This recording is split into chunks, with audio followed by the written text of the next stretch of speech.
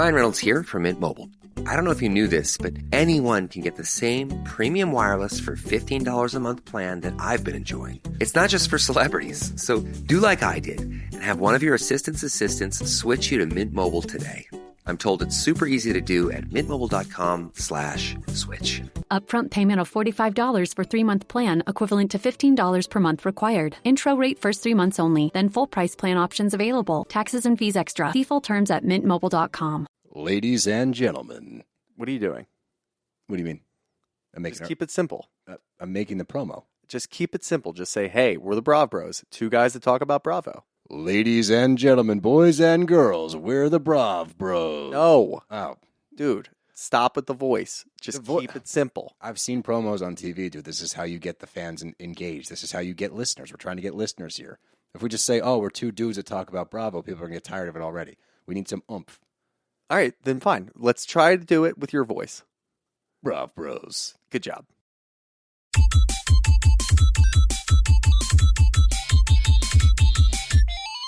Hello. Knock, knock. Who's there? The IGN UK podcast. That's who. We're going to take over your house. Who, but more importantly, who are we? My name is Gav Murphy. To my left, Joseph Screbbles. Was the big new hotshot higher IGN UK towers. No longer. No longer, because now we've got... Alysia Judge. Whoop, whoop, whoop, whoop, whoop. What an intro. Who are you, Alysia? Oh gosh, that's an existential question to start off with. Didn't have that in my job interview. Is it Alysia or Alicia? Alysia. Feels like I should know that by now. Yeah, I know, it wasn't been like 2 weeks.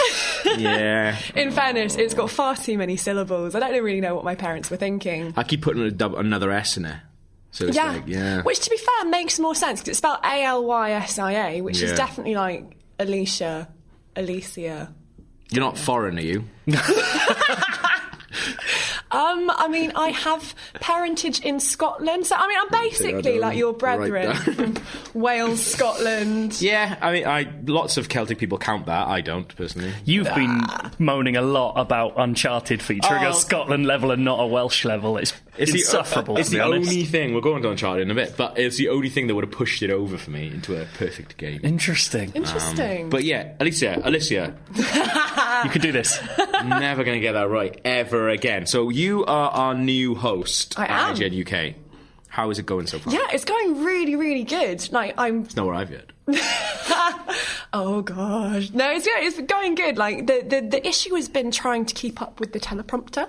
Like, okay. I don't know if guys know how we film the news videos, but we always have like a teleprompter on the iPad. Yeah. And don't tell them, because then they might start their own news channel. Secrets. You're screwed. But they won't have the mirror, the special mirror. Yeah. The special mirror. It is. It's like a crazy mirror that sits on top, and then it's all reflected. So when you look at the iPad, it's all mirror imaged, and then it goes. But it goes really fast. You know you can slow it down, don't you? I have eventually worked that out after. That sounded very uncertain. Like you didn't know that. In fairness, I have. Yes. Because I really like the buttons, because the buttons are a tortoise and a hare for speeding it up and slowing it down. I actually haven't noticed that. I think I'm the most unobservant person. Or I've just made that up and they should implement it into the app. I'm pretty sure that's right. App it sounds right. See, it's weird. I see Usain Bolt and Richard Griffiths. Maybe it's what you want it to be. So when Joe started, I asked him what his favourite things were. Ooh. So I'm going to ask you what your favourite things are now. So like that song? What? Those are a few of my if you want. Things. What is your favourite? Yeah, I suppose. Yeah. You can sing about me. Bad start. What is your favourite video game ever? And bear in mind, people would judge this forever. You can't judge the judge. Last name Judge. Oh, nice. We're not having this already. We are. I'm whacking it out. I'm establishing. This is Powers all over again. Turning his name into a verb. I don't like it. Just because no one knows how to pronounce your last name, you just miss It's basically racism, so... Ding, tribunal. Ding. Oh, God, favourite game? There's like 6. What's you have to pick one. Most recent game is Last of Us, because it's just amazing and the story's incredible. I absolutely loved SSX3 back in the day. Whenever it was so whenever we had did you ever do school exchanges with French students or Spanish students and stuff? I did it with Swedish students. With Swedish students? No way. Yeah, that's kind of cool. I went to Sweden. They told me all about how they invented yogurt cartons. It was nuts. They love it over there. Very educational. That's all they've got. What a fun weekend was had. But we always just used to, because obviously you can't really communicate with them because you can say mon chat est bleu and other useful things.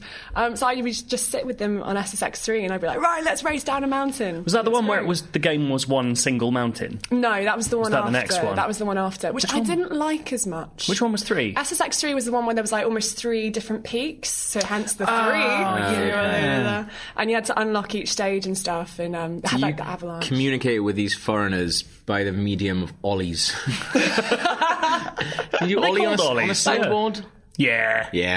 Or 360s. Or 360s, kind of. It was all about they had an incredible soundtrack. It had what was that song? It was like... Oh,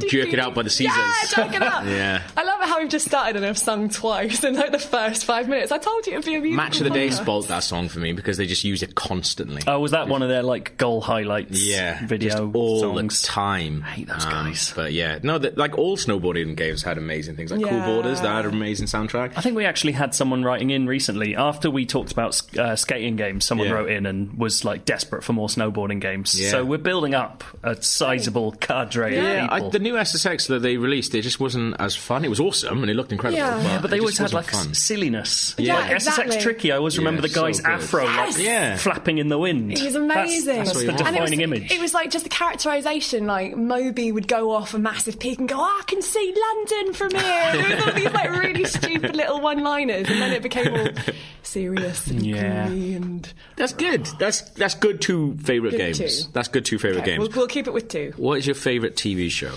Walking Dead.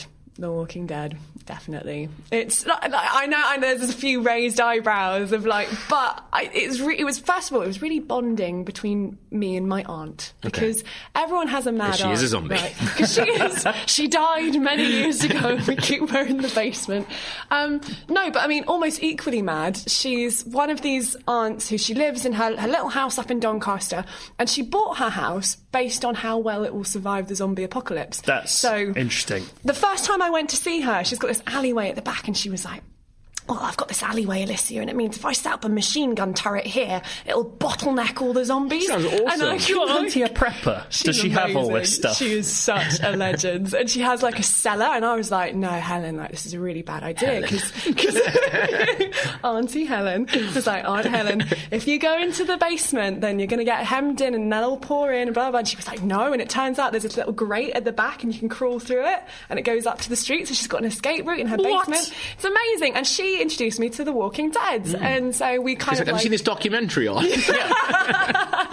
That's the word. Yeah, if you're frightened enough of zombies to buy a house that suits a zombie assault, then that's pretty good. Or she wants it. It's the wrong emotion. Yeah, it's not fright. I think it's genuine excitement. I think that's scarier.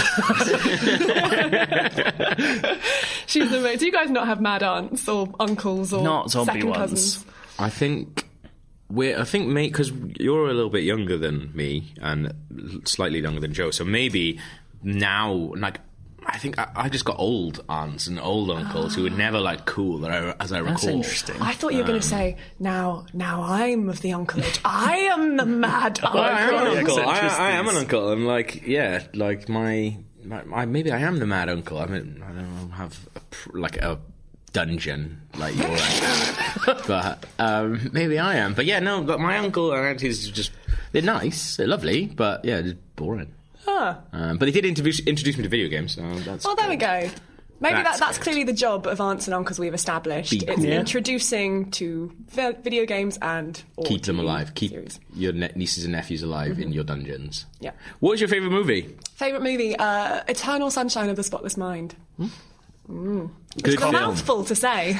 Kaufman stuff. Yeah. Do you like him in general, or are you just about that film? Just that specific film is pretty amazing. I haven't seen his new film. What is it, the puppet one? Oh, Anomalisa. Yeah. Apparently it's pretty difficult to get on with. Yeah. It looks like it. So was Synecdoche, New York. Yeah. I hated that film. That was so hard to watch. Everyone's like, oh, such a clever idea. He does this thing.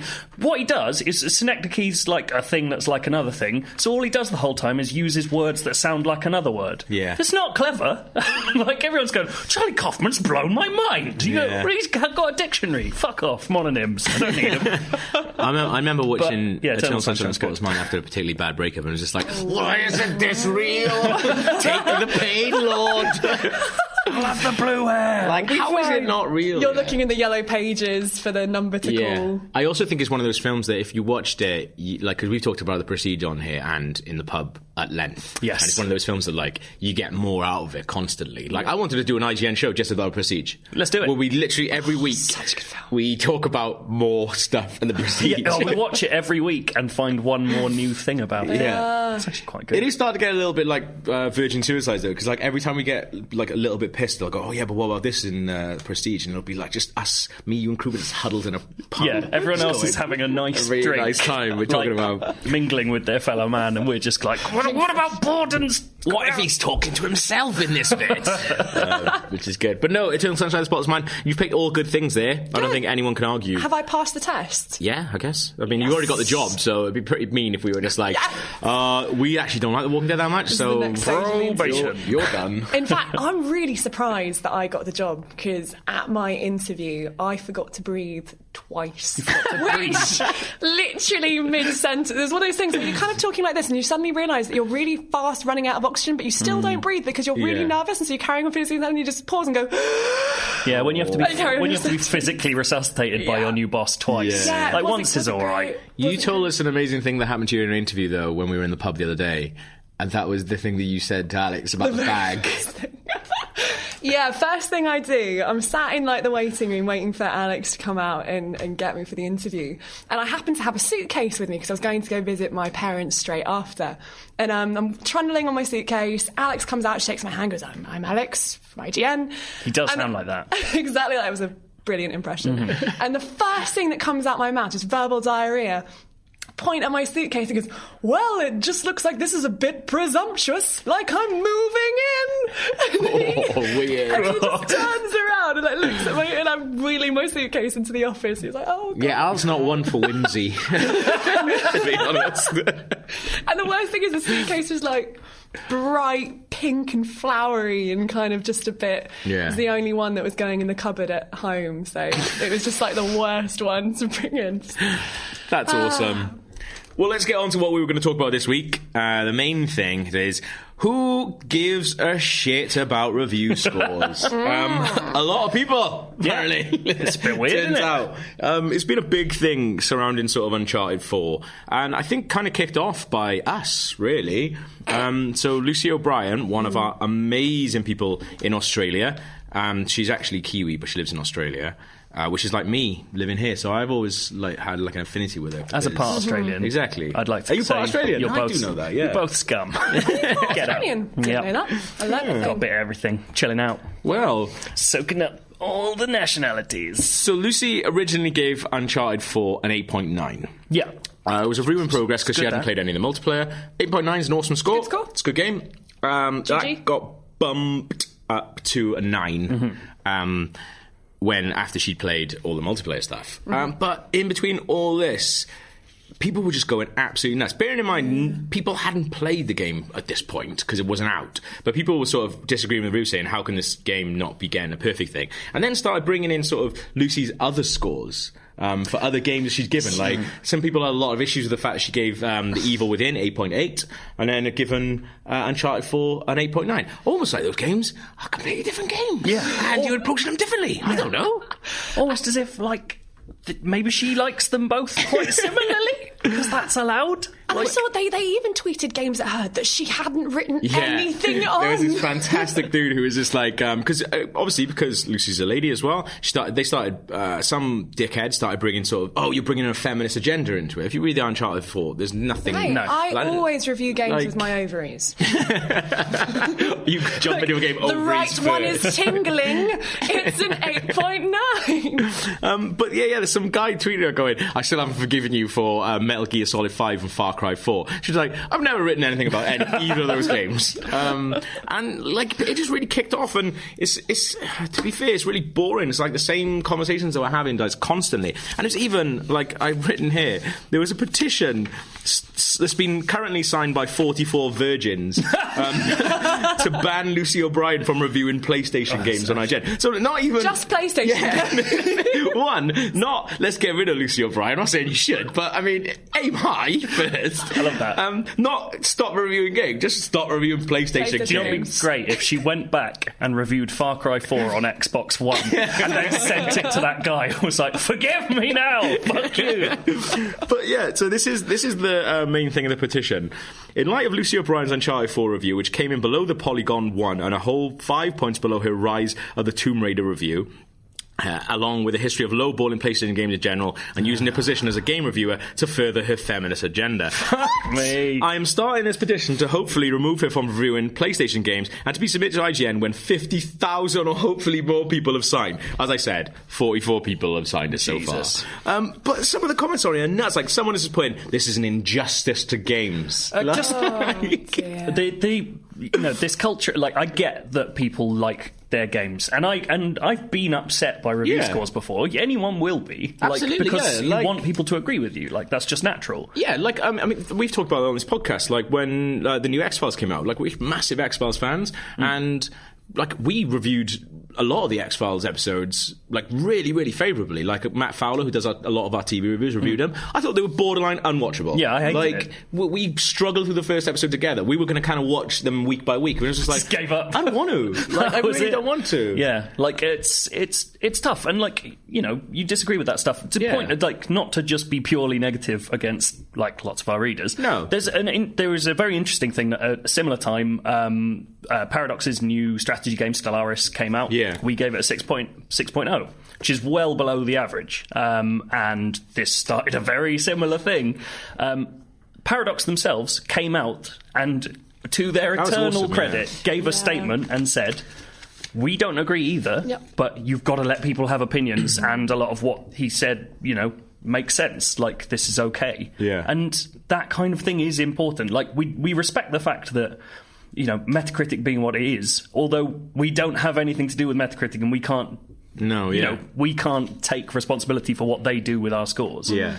But we do respect the fact that our scores can make a difference to actual people's lives who aren't people who just play games. No. Yeah. But at a certain point, shut up and grow up. That's the thing. Like, I generally, if I was like, I've almost finished Uncharted 4 now. I'm having a little break because I just don't want it to end, basically. But like, if I was reviewing it, like, I probably would have reviewed it higher just because I absolutely love it. Yeah, that's the thing. Lucy's a different person to me. So Lucy's had a different experience with that game, and Lucy, like, what you're reading is Lucy's opinion on that game. Yeah, like, that's what you're reading. Well, I mean, that's also, it's one of the things that I love about video games versus any other media. Yeah. You will have a completely different experience. If you sit in a cinema and you watch a film, the action is happening to you, so you know it's very kind of passive, whereas people will find different things in video games. They'll pull out different threads, they'll have different relationships with characters, they'll have different options, and it's just, at the end of the day, a review is a personal opinion. And like, I think it's better if people can at least like align themselves maybe with one particular reviewer that they know has similar opinions to them. That's the thing. I kind of don't read reviews, but I will read people that I like. So like, if I've seen that Lucy's reviewing something, I like Lucy's writing, so I'll be like, oh, once I've played or watched that thing, I might check it out like afterwards. But I guess we're in a really good position where we don't have to pay for a lot of stuff, whereas I guess maybe some people are using this as just, you know, they use review scores as whether or not they're going to buy something, but this is not what this is about. I think that's also a really key point, though, that people use the review scores, like not the review itself. So people will often just scroll down to the bottom, see the number, and not read. Like, if you read Lucy's review, she was really fair and actually really positive, the stuff that she was saying. And any good review, you're going, like, the mark of a good review is that you can read through it, and even if you disagree with the points they're making, the points they are making refer to your opinion in some way. So they might say, I don't like this mechanic because it does this. You might love that mechanic because it does this. What they've done is covered that thing exists and put their opinion, you know, with respect to it. That's the craft of a review, is that you can come out with a completely different opinion, and yet they've covered all your points as well. Yeah. That is important, and it is something that review does. So to turn it into... Well, the other thing, this goes two ways, because people want objective criticism, which is fundamentally impossible. They also want to attack people personally for their opinions. Yeah. You can't have it both ways. Yes, but this is the internet, Joe. Joe.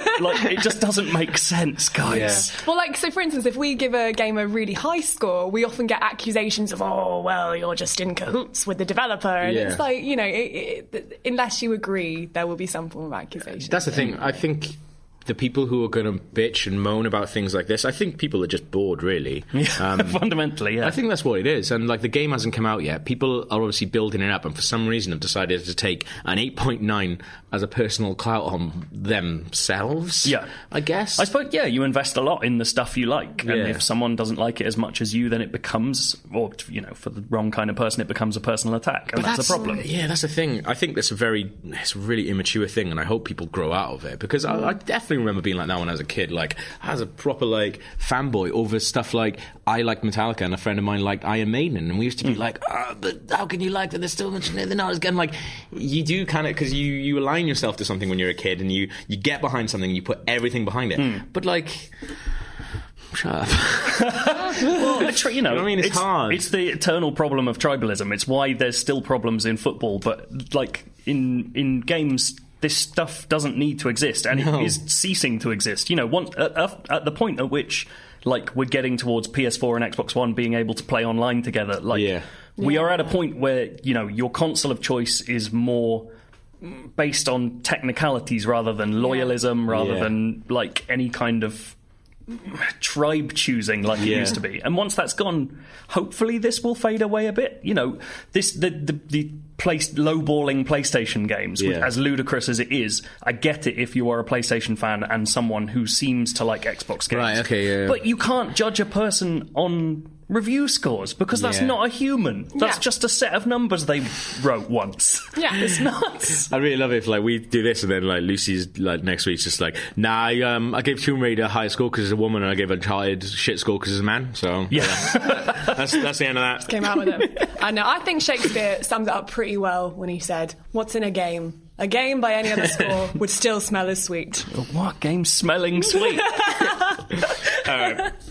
Still smell of discs. Have you ever said that? A new game smell?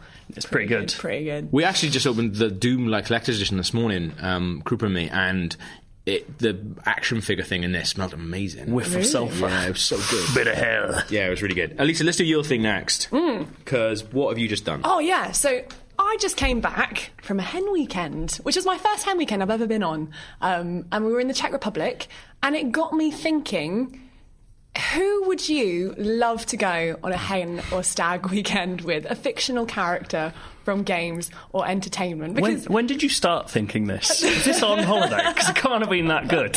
Oh. No. It was amazing. It was because in our little group there was 4 of us. Was there 4 of us? There was 4 of us. Yeah. And everyone, it was like an RPG. Everyone took a certain role. And chef. Yeah, chef. You had the well, first of all you had the kind of warrior. So when we were in a club and stuff, and people were coming up to the bride and say this one particular girl was the bouncer. She'd come in with her fictional battle axe and bat away. You had the healer, so we did a high ropes course, and one of the girls fell and really bruised her leg, and then someone came along and was like, "Oh, I'll help her out with the bruise." Got a poultice. Everyone made out of moss. So yeah, it was just kind of what was your role? Yeah, I was going to say, what did you do? What was my role? Mage, set this lad on fire. Yeah. Banter, mostly. I think my role was probably... It was actually probably the rogue. I was kind of the kleptomaniac of the group because I was going everywhere. You were on the rob. Well, you brought us back gifts. You steal all that. All those little bottles. Well, we had this little like scrapbook of memories for the bride, so we all like wrote notes and stuff in it, and I thought it'd be really nice to like put like glue lots of like bits and pieces in there. So I basically went everywhere, and I was like, "This twig is amazing. We'll glue it in," or like this bus ticket, or whatever. So I was just pocket stuffed with things from the ground. Stealing from Mother Earth. Who would I like to go on a stag do with? I think for the first day, the guys in Catherine in our bar. I want to go out with the guys from Catherine. I reckon they go pretty hard on the first day. Aren't they all like in serious trouble? What's going on? But take them out of that. They're just fun guys? Take them out of that. They like hanging out at bars. They like eating pizza. Okay. I think... And they've got a nice little dynamic going, like they're joking and stuff like that, and they're taking a piss. I think that'd be quite good for the first day. They seem like the kind of guys who would go really hard on the first day and then not be able to do anything the next day. And that's what you want? I don't know. It depends on who stag do it is. Like, I've been the person who's gone too hard on the Friday and then unable to do anything and just like wandering around Liverpool, like really raining, dressed up as Fidel Castro. That was a dark day for me. But yeah, I think those guys would be pretty good to hang out with. Yeah.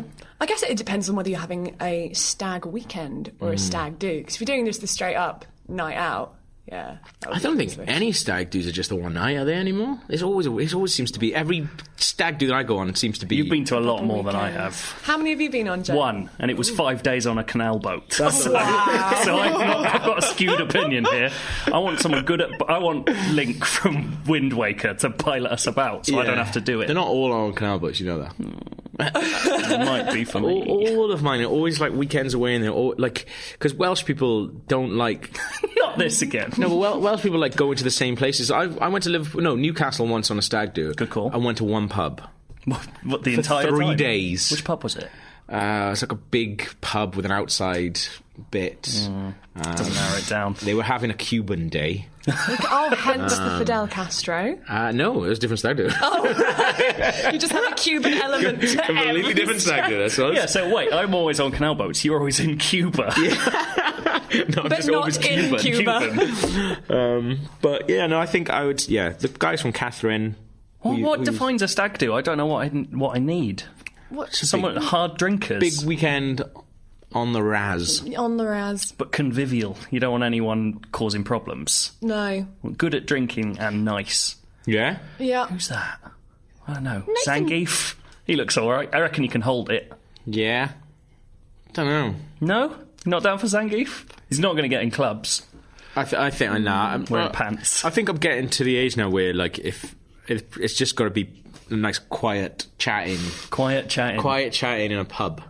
And that's why I went for the Catherine people, because I don't think their voices ever go above this, pretty much. Really? I like that, yeah. I don't think I've played enough Catherine. I don't know what you're talking about. No. I'm starting to think I don't. It was about 4 years ago I played that. But I have really fond memories of that. Yeah. But it's tough, that. Yes, good. Well, if you have any, let us know. IGN_UK feedback at IGN.com. Next up, have you ever walked out of anything? Not like jobs or marriage or anything. Just keep it light, guys, please. Well, I'll tell you why I'm asking it. Okay. Do that. And then you can think while I do that. So I went to see a comedy show the other day that my girlfriend and I have been planning on seeing for ages.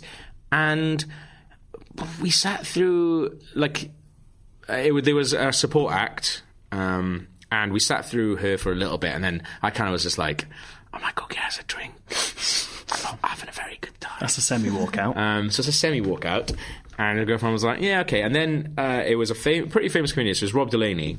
Oh, shit, really? So we've talked about Catastrophe, his TV show, on here a bunch of times because it was really good. I didn't think the second series was as good, but the first series is, like, so good, so funny. So I was really excited to see him because I got my girlfriend into Catastrophe as well. So she bought the tickets. It was a big surprise. And we were really excited. And then so I sort of snuck off during the support act and I said, I'll go get us a drink. But I sat outside for half a pint and drank it by myself. Because it was boiling hot. That's naughty. You just left your girlfriend. Well, no, because she was having a relatively good time, I think. So I thought, well, I'm just not going to sit there being grumpy. So I thought, and I wasn't being grumpy, I was enjoying it because she was Look at you rationalising having a half pint by yourself. But I thought, I'm helping. It was boiling hot, and because everyone had gone in to watch the support act, the South Bank bar, like the third floor, I don't know if you've ever been there, but it was empty, so it was awesome. So I had basically the balcony to myself, and I thought, I can't be arsed, I'm just going to stand here. Yeah. So I had a half a pint to myself, then went back to the bar, I was like, can you just put half a pint in there for him, please? so I went back in, and then Rob Delaney came on. And it was a couple of I've seen him before in the Soho Theatre, which is a much, much smaller place. And he even said this is the biggest place I've ever played. And it just wasn't very good. Oh, no. I didn't think it was that funny. And I've heard him before talk about his wife. I've heard him talk about it in a favourable way, but also I've heard him talk about it in like a sort of negative way. And I think because Catastrophe is all about sort of 40-somethings getting together, being married and having kids, that's kind of what his entire set was about. Right. So I just kind of felt like I'd heard a lot of it, but it was the same kind of ramblings, but they were just different jokes. So it was just I've got a lot of kids, here's some jokes on that. I've got a wife I've been with for ages and now, we don't have a great sex life. Here's some jokes on that. And after a while, I kind of leaned over to my thing. I was just like, this guy sounds like fucking Bernard Manning.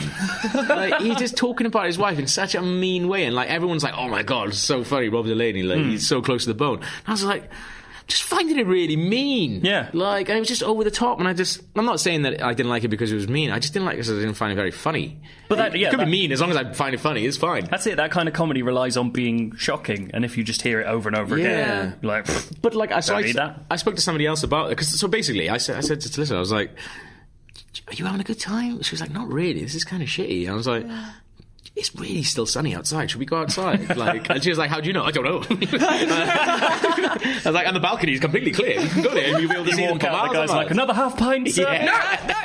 No. You must have me confused with someone else, sir. So I was like, should we just go?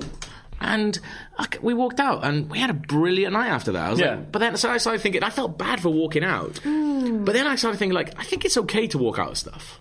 Yeah, if you're not having a good time, if you've paid for it, and if you're going to be particularly if you're going to be making it worse for other people. I don't think I know what you're like. No, but you're sitting there going, great one, mate. Another one. Tell us another one about your wife, mate. I wasn't doing that. I was just kind of sitting there, but there was at one point he said the punchline was David Cameron, and there was this guy in front of me who was making assumptions about him because he was in a really nice suit. He's a banker or an insurance guy or something like that, and he was just pissing himself laughing at the phrase David Cameron, started clapping and stuff. And then the girl, she was making jokes. She was like, "Oh, and that's Snapchat," and everyone was just roaring laughter. Just it's really weird seeing the punchlines out of context. As well. Yeah, I'm not doing it. I'm sorry about that, but and then so I kind of went outside and we had a chat, and then. My girlfriend brought up a book by Nick Hornby called 13 Songs, which is a decent book, and I forgot about it. But it's basically him going through 13 songs that have made an impact on his life. And he talks about Led Zeppelin in there, and he talks about, I think it's Moby Dick, but he talks about basically being in a Led Zeppelin gig, there being this giant drum solo, and he just got bored in the middle of it. It was 10 minutes into a 25-minute drum solo, and he was just like. So he left, went round the corner, played a game of pool, had a pint, and then came back and watched the end of the gig. And he was just like, "It's okay to leave stuff if you're having a good time." Yeah. I think I kind of felt that because we were just on this amazing sort of sunny balcony having a great time. Do you still feel good about Rob Delaney, or has he been tarnished for you? No, I feel absolutely fine. I'll definitely watch. And I think that's probably it. You've walked out. And you've been this isn't working for me. If you'd stuck it out and been upset, it's much like the reviews. And, get to a bad review score. Fuck off. Go do something you like. This is it. We live in this culture of making ourselves angry all the time. You don't need to do it. Yeah, because to be fair, Krupa and I went to watch recently Hail Caesar. One of the worst films I've ever seen. I love the Coen brothers, but we were just looking. I can kind of tell that from the poster. I don't know why. The thing is, I was super excited about it, but I was super excited about that. And the trailer made it look like a kind of Big Lebowski style caper, and it's not. It's really weird, and they're doing something really strange with it. But me and Krupa spent a lot of the film just looking at each other, going, "What the fuck fuck is this? Yeah. But we give Is it like Burn After Reading? We give it a great review on the site. So, and that guy's dead. Yeah, set fire to his house. So it's fine. But no, it's not like Burn After Reading. No, because I hate that film. Do you? Yeah. Awful. See, I didn't mind that, but there was like I like bits of Burn After Reading. So in that sense, there's a lot of different characters going on, and they're not necessarily all entwined. That's the thing that's going on. But yeah, like I wish I'd walked out of that, but it was a press screening, so I kind of always feel a bit weird walking out of a press screening. Yeah, because you've been given that. Yeah. The only thing I've ever walked out of that I can think of was the comedy act at the Games Media Awards last year in Cahoots. Oh God, that was so bad. But I don't want to stick the boot in there because I don't think they've done just very well. just Google in Cahoots and then you'll find out. Because I'm stingy, and the idea of walking out of something freaks me out because I'm like, I don't want to use my money. The closest I've ever come was. I should point out my girlfriend paid for this. Yeah. That's how I was walking out left, right, and centre. Closest I've ever come was Only God Forgives, that Nicholas Winding Refn film, which I genuinely think is the worst thing I've ever seen in the cinema. I love it. I hated it. I hated every minute of it. Actually, apart from the karaoke sequences, which are great. Yeah, they are awesome. But just awful, horrible. I can generally see why people don't like it, but I don't know. For me, it just really struck something, and I was like, I love it. Yeah, his new film looks rubbish as well. What's his new film? Neon Demon. I want to watch there's a documentary about the making of Only God Forgives, and I want to watch that. Was it? I'm just sad in Bangkok. I think it's his wife that makes it as well. So I'm sure he comes out of it pretty favourably. Rubs. Have you ever walked out of anything? No, you know what? I'm like you, Joe. I have to flog various parts of kidneys and things to afford tickets to go places, and I'm kind of like, oh no, it's too. I mean, I've stopped a lot of DVDs. That's probably my equivalent. I've stopped reading a lot of books. Yeah. I think that feels better because you could go back to it theoretically, but you just never do. You walk out in your head. Yeah, exactly, yeah. I've subconsciously walked out on this. Yes. Yeah. And I'm also that person in the cinema that if someone kind of walks out and blocks like the seat in front of you, they're just going to the loo or to get a hot dog or something, and I'm always like, where are you going? To be fair, I don't have to worry about that. You two are both quite tall. Yeah. So I'm very rarely in people's way. That's how short I am. So. I also have a terrible relationship with gravity. So generally when I'm clambering over people, I just take people out, leave a trail of devastation in my wake. Fair play. Joe, well, if you've ever walked out of anything, let us know. IGN_UK feedback at IGN.com. Joe. Yes. What have you put on this list of funs? Well, this is because of you. You linked us to a trailer for a film called Don't Breathe, which I hadn't heard of prior to seeing the trailer, and we've all watched it today. And I think it looks absolutely fantastic. And the thing that it's sparked in my head to explain, it's a film about three people robbing a blind man's house, but it turns out the blind man is way more equipped than they thought to deal with that. Yeah. And it inverts that trope by making him in his house way scarier than the people invading his house. Yeah. I just think, elevator pitch horror for some reason has just reappeared and is really exciting again. And so we talked about Green Room last week, which is punk band gets trapped in a neo-Nazi club. Yeah. That's all it is. That's amazing. What a great pitch. Unfriended, which was what happens if you shoot a horror film on a Skype call. Amazing. Have you seen it? I haven't seen much of it. I've seen bits of it. Did you walk out of it? No, there were friends watching it and it looked scary and I wasn't in the mood. And It Follows, which is what if haunting was a sexually transmitted disease. All of this stuff, these little kernels of ideas, it's really exciting to me, and it feels like, I don't know, I guess it's being able to make films more cheaply but look good. Yeah. People have small scale ideas and they can go through with them. Sorry. No, well, I mean, I think it's also this idea of tension and the idea of tension and fear. And it's almost like, if you whack your hand against something repeatedly, it gets a bit calloused. Yeah. And what? Is this your terrible relationship with gravity again? Just all my skin, I'm like Stone Man. But it becomes, and it's this idea with fear and stuff that if you scare people in the same way over and over again, you see the same trope over and over again, people are going to stop being afraid. Yeah. So the traditional haunted house just doesn't work. And if you flip it, like with this, what was the name of the film again? The one Don't Breathe. Don't Breathe. Really cool, the idea of the person who should be afraid being the one making others. And that first scene where he's just stood there with the gun, if you guys haven't seen the trailer, they show it in the trailer, and it's just so tense. Yeah, even in a trailer. In a trailer. It's the same people who did the Evil Dead remake as well, which, like, I know people don't like remakes and stuff like that, but that is a good film, man. Yeah, and you actually really sold good. it, because I hadn't watched it because I wasn't that interested in seeing a remake, but you kind of sold it to me by saying, like, there's no Ash figure, it's not funny, it's just horrible. And like, there's some nasty bits going on. Like, and there's some Welsh in it as well. A witch speaks Welsh in it. So get on that. But there's also there's a really good film the Kruger and I just watched that's on Netflix called Hush. Oh yeah. And it's a home invasion film, but the woman being invaded is deaf. Okay, this sounds so it's like basically the same thing. Yeah. With a different sense. But yeah, because that's when I watched Don't Breathe, I was like, ooh, okay. But I think with Don't Breathe, there's obviously a lot more going on with that guy. Whereas this, without spoiling too much, like, it's just really weird seeing it from her point of view, because the camera sometimes jumps inside her head and you don't see it from her eyes, but you definitely see it from her ears, because you have these like moments of silence where you see people walking around her house and obviously she can't see them or hear them. Because so it's really. But she can't see them either. No, she can see. She can't see them, but she definitely can't hear them. She's looking the other way or something like that. So like, because her senses are all like closed off. It's really strange. But it's on Netflix. I don't know where it came from. And it's good. It's really, really good. That's awesome. I want to see another one then. I want to see Sniff, which is about a man who can't smell stinky thieves. Let's get all of these done. It's strange though, like copyright. Yeah. But I think you're right though. Like these big sort of pitch, big idea sort of things. So instead of having like super gruesome stuff, which what we've had, and then we had like ghost stuff coming back as well. That's it. It has been like it does feel like its own wave. Yeah. Like you say, we had torture porn, and then we had Paranormal Activity and all the other shit, and then this, and like Jenny, out of all those, I think it's someone could tell me if I'm right. I think it might be not The Conjuring, but one of those. I always get confused. James Wan, or it's one of those James Wan films. The one with Insidious. Patrick Wills. It is Insidious. Yeah. I think. Insidious, yeah.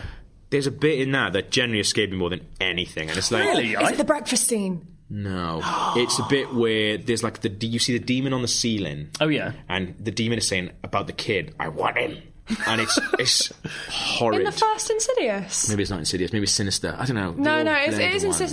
Insidious is the one with like the demon that looks like a weird red zebra man. No, he looks like Darth Maul. Yeah. Is Insidious the one with the two ghost hunters? Yeah. It is. Is that so? The thing is on the ceiling, and he's talking about the kid, and he's going like, "Oh, but you don't hear him say it. He speaks through the old woman, doesn't he?" Maybe, I don't know. Yeah. But all I can remember is this thing on the ceiling saying, "I want it."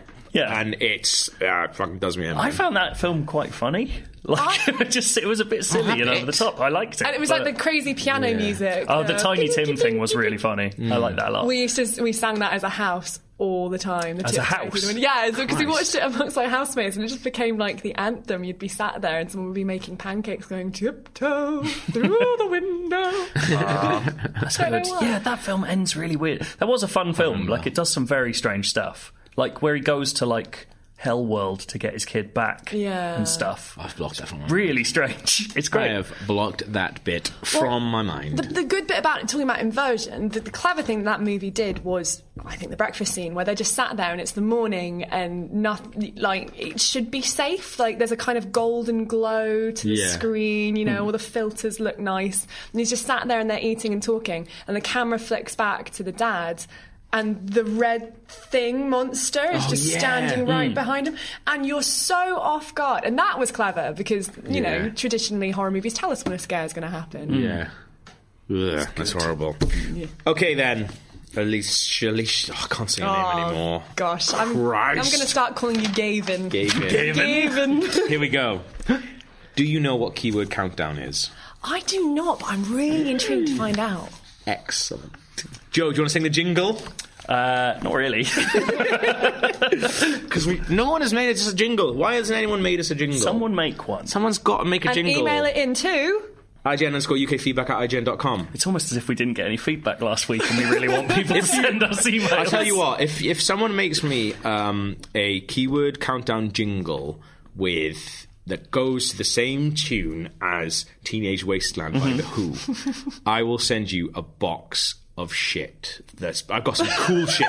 That's a terrible deal. A box of shit. Not my actual shit, but by my desk I have like loads of promo t-shirts, promo action figures, promo games, like, if you make me a jingle that's good, I will send you that stuff. Yeah. Oh. Or I'll just get Rory to do it. Because he's got it too. He's meant to be. So, keyword countdown. On IMDb, there are keywords for every film. And they range from being, like, really descriptive to being absolutely mental. To do it with every single film. So we play a little game, whereas I have a bunch of them, and you have to guess what the film is by the keywords. Oh, this is a brilliant game. It is a brilliant game. I like It's this a game. good game. This is now becoming my favourite game ever, going back to the beginning of the podcast. So at the moment, somebody asked last week if I could read out the league table. Have I shot up it? You have shot up. Do we have a league table? We have a league table. This is amazing. We've got a lot of time left. So Don't admit that. A lot of promo stuff. I It's your don't dad. mind. So Joe had a blistering week last week. Joe. But it was Alex that was on, and Alex is rubbish at this game. So at the top, I'll just go through everyone then. So at the top of the points table, it's so tight.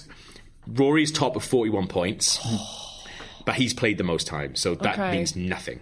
Have you got how many times they've played on this league? Yes, I have, yeah. Good. Chris is second with 38 points. Joe is third with 30 points. Krupa's fourth with 29 points. I'm beating Krupa after 2 goals. Yeah, Dale is... Krupa's only played twice, man. Oh, mother... So not really. Dale is after that with 22 points, and Alex is after that with 7 points. Technically, you're last, but that's not your fault. We all got to start somewhere. Yeah. But I've got loads of different stats. I've got how many films they've guessed, how many times they played, how many people have guessed on the first clue. It's only ever happened once. Who was that? It was Dale Driver. I can see him getting This is like Google Analytics. I'm going to call it Gavin Analytics. Analytics. It's called Keyword Countdown. You'll call it by its name. So, film number 1. Biker Babe. Same actor playing 2 characters simultaneously on screen. Michael Keaton. That film, Multiplicity. Famous song. Female warrior. Xena! Suspense. Biker Babe. Mushroom cloud. Mad Max? Mad Max 2. Mad Max 3. Sacrifice. What? Villain turns good. Fuck me. What's called Biker? Liquid metal. Terminator 2. Yeah. There we go. And the one after that was a T-1000. So Bad 2 start. points to Joe there. Well done. All right. Well done. Well then. Film number 2. Crusades. The one with Orlando Bloom. Kingdom of Heaven. Don't tell him. Kingdom of Heaven. I said Kingdom of Heaven. It's not. Yeah. King. Robin Hood. Men in Tights. Band of Outlaws. The other it's Robin Hood. Prince of Thieves. Yeah. Men in Tights first, obviously. This is That's fun. a good film then. Yeah. I'm just lulling you into a false sense of security here, Yeah. Joe. Well done, Joe. All right. I do love that you went Men in Tights first. That's ridiculous. I have way better feelings about that. Case file. Oh, this is film number 3. Oh, actually, I'll do the other ones for Robin Hood, Prince of Thieves. Box office hit. Friends who live together. What? Held at sword point. Exploding barrel. These are the weirdest keywords ever. Yeah, the first ones were much easier. Famous song. English nobility. The Sheriff of Nottingham. Yeah. That is good. Might as well be Alan Rickman is the Sheriff of Nottingham. Both of those had famous songs. Do you know what the famous song for Terminator 2 was? Is this for a bonus point? If you want. No, what? I don't even know the song. See, I thought the famous song... See, this is... I don't know. Is the famous song for Terminator 2 You Could Be Mine? Yeah, maybe that. But no, I think it means like song, actual song. So it could be You Could Be Mine by the Guns N' Roses. I think that was an actual single that was released with the film. Don't remember that. Or Bad to the Bone, which is I always associate with that film. When's that played? Bad to the Bone. Is it when he walks into the biker place? Yeah. Makes sense. There we are. Okay, film number 3. Case file. Brutality. 7. Murder of a police officer. 7. Male frontal nudity. 7. No. Severed head. What do you... Kidnapping. Psychiatrist. Oh, is it Hannibal? FBI trainee. Oh, it's Silence of the Lambs. Yeah. That's what I meant. No, that should totally count. I've done that. Totally I've done that count. 2 weeks in a row. No. Nabbed it. Do I not? Can I get half a point? I totally knew it. You can get half. Yes. So I just shook my head. No. We don't deal in halves. Okay. Oh, I'm so annoyed. It's fine. Oh, of course, full frontal male nudity. Okay, here we go. These are all very old films. Does it count as full frontal if it's Buffalo Bill with his dick between his legs? That's not full frontal. You do see his penis. No, you don't. You know, I've never...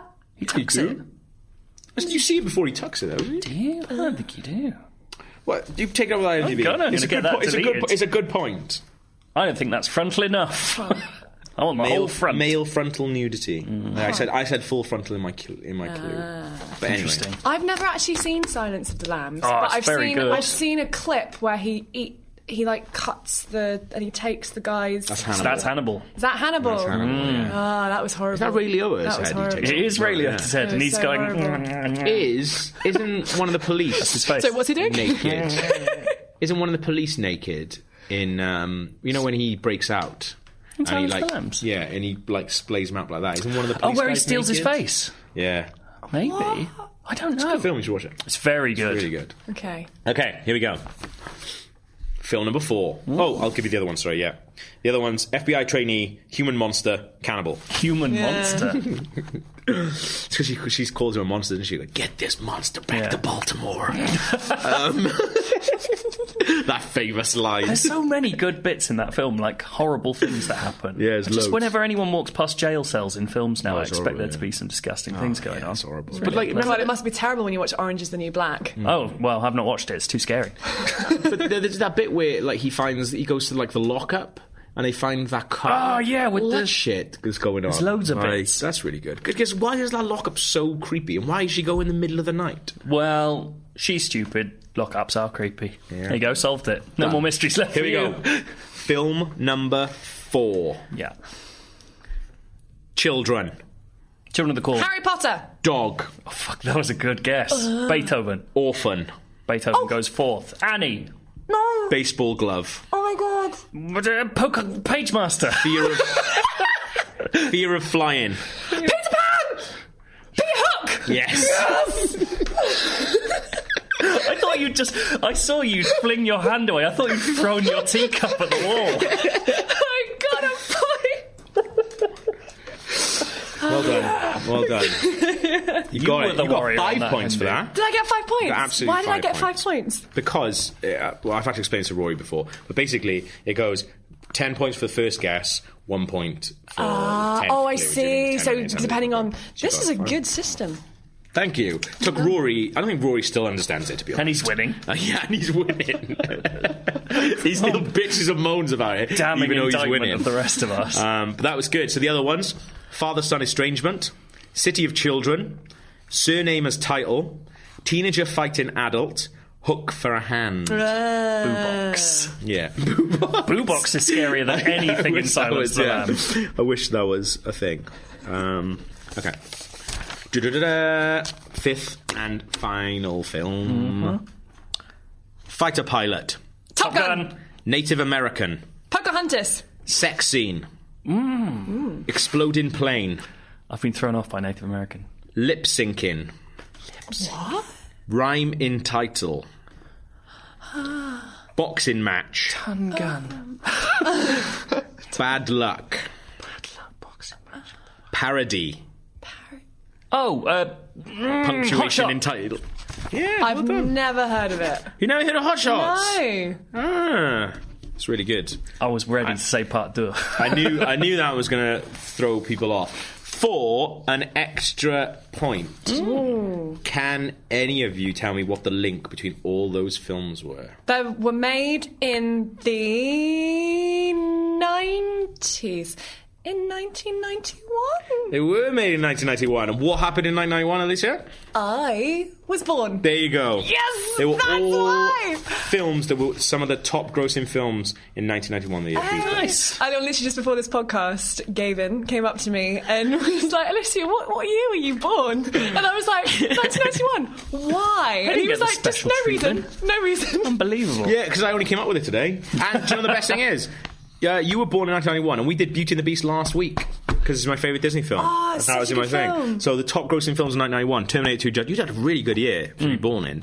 Terminator 2, Judgment Day, Robin Hood, Prince of Thieves, Beauty and the Beast, Hook, Silence of the Lambs, JFK, Addams Family, Cape Fear, Hot Shots, City Slickers. In fairness, that really is a good year. JFK, It's really good. laying it down a bit. JFK's alright. It's alright. Oliver Stone. And one thing I just reminded before we go, you have an awesome story about Harry Potter. Yeah. Oh no. What is your story? What is your link with Harry Potter? My link with Harry Potter is that I was an extra in Order of the Phoenix and in Deathly Hallows Part 2. Have you got a screen grab? I do. Make that the thumbnail for this episode. Absolutely. There's actually a GIF that I didn't even make when I was. It's from Order of the Phoenix, and someone posted it on my Facebook wall. And it's the most embarrassing scene as well, because I did Order of the Phoenix when I was this 14 gangly, confused child, and I'm stood there at the side, basically staring in abject kind of awe at the Weasley twins. Yeah.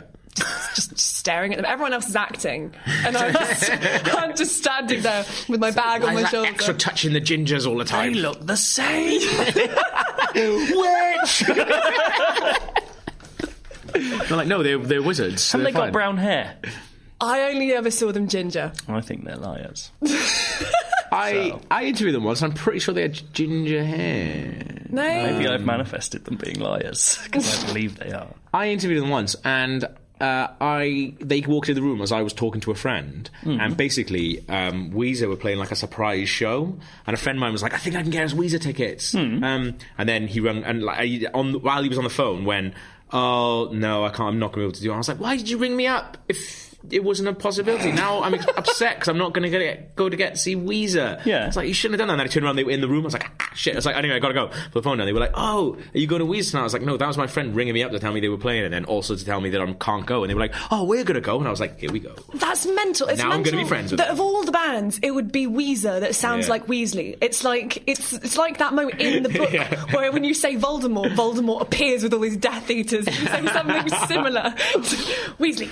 I thought they were going to. I generally thought they were going to invite me along, but they didn't. No. Oh, that's sad. But so, I'm what do you sorry. get to do in these Harry Potter films? So in the first Harry Potter movie, it was mostly that. That's the one where Dolores Umbridge is doing her thing. So there was a lot of standing, looking very sad, watching proclamations of her various decrees being nailed to the wall by Filch. I did the Great Hall scenes, which were really, Awesome. really fun. They're really fun. And in the last movie was more fun because I was 18. And so We got fucked up. Holy well. well, I You didn't see this really drunk girl at the back. That's me. Yeah, completely confused in the first film, just drunk and Larry. Battle of Hogwarts, reeling about, lamping Gryffindors. Just with two wands dual wielding, Yeah. like, pew pew. Well, because that one I got promoted, so I was in Ravenclaw in Order of the Phoenix, but I was Gryffindor in That's the not being last promoted. movie. It was totally That's a promoted. demotion. No. Oh, Ravenclaw's what I'm in, mate. Are you remember, straight according up to the, Ravenclaw. did you do Pottermore? Of course I did. Of course you did Pottermore. But in the last movie, because it's all the battle scenes, so I got to learn how to duel. We did this scene in like midnight. It was like a night shoot where we were destroying the courtyard. So there was all these pyrotechnics, and we had to run through like fire. Didn't they and set the stuff. set on fire? Yeah, it all went a bit wrong. This set was one where we had to do the shoot and destroy the courtyard. It's just as Voldemort's force field kind of goes, and they were all like, oh, nothing can go wrong because if we have to reset the set, it costs thousands and thousands of pounds and weeks. So 3, 2, 1, go. We start running, things are exploding, people are screaming, no one's acting because it's terrifying. And then we get to the end, and like there's a lot more smoke than expected, and one of the assistant directors comes out and is like, guys, I'm just gonna go check on what's going on. Walks through the smokes, and then we just hear this run. He comes back, leads us out into the courtyard that we have to run dragon. through. There's a There's a massive dragon. And the whole set was made of polyester and polystyrene. That's really hard to say fast. And yeah, there was all on fire, and they had to call like the fire brigade. I can't get my words out. God. It's like the tongue twister. That's curse. awesome. I wish I got to be an actor in something. It sounds like it's a lot of fun. Especially being in Harry Potter. I think my dad's in Eddie the Eagle. I haven't watched it yet. Should I do extra work? Yeah, he does. That's amazing. That's really cool. He's in Snow White and the Huntsman, the second one as well. No way. And Wolf Hall. He's doing all right. That's awesome. I never got really to be an cool. extra or anything. You've got the beard to be a Game of Thrones extra. Well, I think Rory said on the podcast before, all his mates now have got beards because he's from Northern Ireland, and that's where they film a lot of this. So all of his friends, all of his uni friends, are all growing beards, so they want to be extras in Game of Thrones. Wildlings just shooting about. I think you just feel like really special being part of like Harry Potter in that way. It'd be amazing. I went to the press conference, which isn't special at all, for the very last film, and that felt really special because it was the last thing. Imagine being in the last film. It's pretty good. You can. That's amazing. There we are. That's us for this week. If you've ever been in a film and you think it is a fun story, let us know. IGN_UK feedback at IGN.com. And don't remember, you can get a box of Gav's shit. Yeah. Big box of Human shit. feast. No. A box of cool stuff. It's just going to be a box of poop emojis, isn't it? Oh, I actually... You can get little poop emoji kitchen. Yeah, I keep seeing them everywhere now. Shit emojis. I really want one. Yeah. Really want one. I want the little person who's doing that. Like, putting their hands up by their face. I like the sort of emoji. Yeah? That's a I really like good the brand one. new unicorn emoji. There's brand new ones? There's a unicorn emoji. I didn't know they released new emojis. Yeah. Well, there we are. What's your favourite emoji? Let us know. IGN_UK feedback at IGN.com. And we shall be back next week. Bye. See you later.